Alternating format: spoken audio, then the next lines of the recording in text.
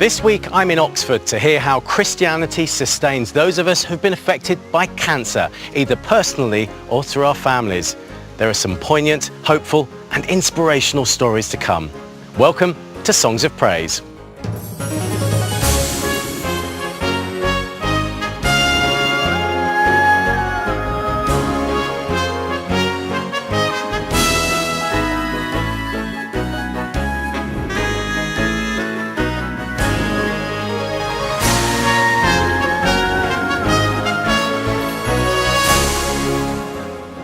Today, former Blue Peter presenter Simon Thomas tells me how faith in God has been a lifeline after losing his wife to leukemia just 3 days after she was diagnosed. I said, this is going to be the biggest, hardest test of my faith I'm ever going to go through.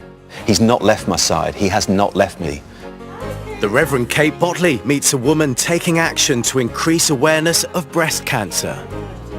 That's, I think, where my mission started, to really now go out and look for other black people that had cancer. And why a Baptist minister living with a brain tumour is cycling from coast to coast. There are always positives that come out of negatives. You can achieve more than you think you would before.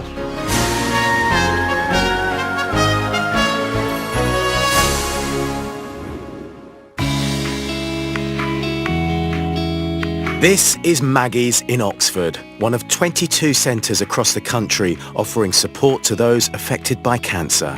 While it's not a Christian organisation, the charity brings hope and inspiration to the many who need its help.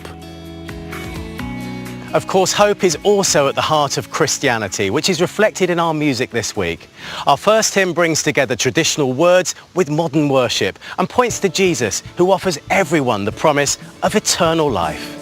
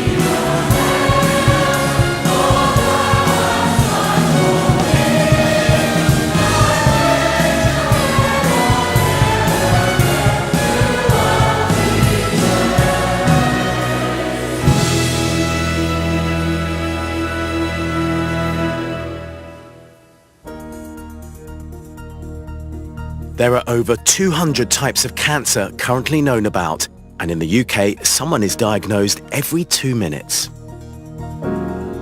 It's now estimated that 40% of cancer cases can be prevented, and cancer survival rates have doubled in the past 40 years.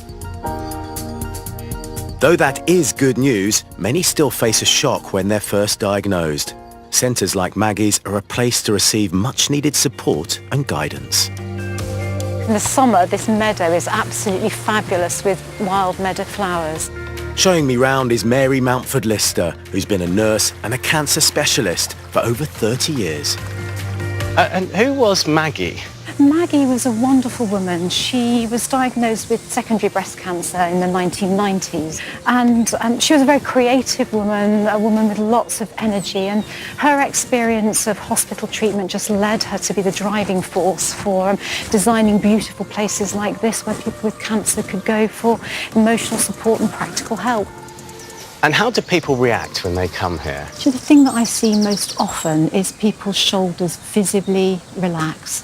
Sometimes people might come into the centre because they've just been told that they've got a diagnosis of cancer. Other people perhaps might have just learnt that their cancer's returned after a period maybe of being in remission from their cancer. And it's lovely to be able to welcome people into such a warm environment where we can give people the time to talk about their concerns and just help them find the right way for them to navigate their way through this experience. Now, Mary, you're a Christian. Many people would think that your job must be really harrowing. It must be really difficult on a daily basis. Does your Christian faith help sustain you through that?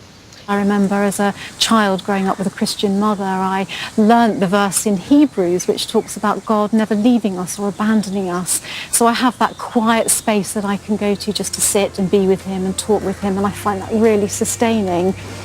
And I also have the great joy of working with amazing people in the centre here. We have visitors from all walks of life and all faiths, and I'm surrounded by an amazing team of colleagues. My mum died of cancer 12 years ago, and one of the things I remember very clearly is the nurse who came to our house for the last few weeks. She was a great help to my mum and a really crucial help for me. The impact that you have on people's lives, not just a week, a month, a year later, but 12 years later in my case. Do you realise the importance of the work that you do? It's great to hear from your perspective that really made such a difference to you, and I think it just echoes what I was saying about it being a huge privilege to meet with people who are going through a difficult time. We're all frail, we're all vulnerable, and it's so important to give people the time. I did actually try and track that nurse down, but I couldn't find her. And I feel like I've got lots of thanks to give to someone, so I'll give it to you. That's so lovely to hear, and I know that she would be amazingly thrilled to hear that so many years later on. You know, as nurses, we remember patients. As cancer support specialists here, we remember the visitors who come through the door.